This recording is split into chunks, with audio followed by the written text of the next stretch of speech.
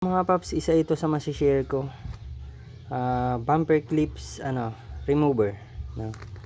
Malaking tulong to mga bro, kasi eto sample natin, gagamitin natin kasi kagaya nito, kahit anong ikot mo yan, hindi yan matatanggal.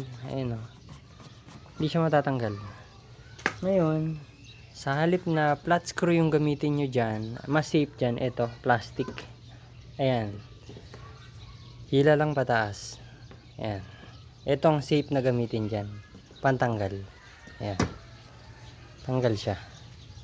Mas safe to kesa sa screw yung gagamitin nyo na flat screw pansungkit. Safe to pang sungkit mga paps, kahit sa siding sa loob magagamit nyo to.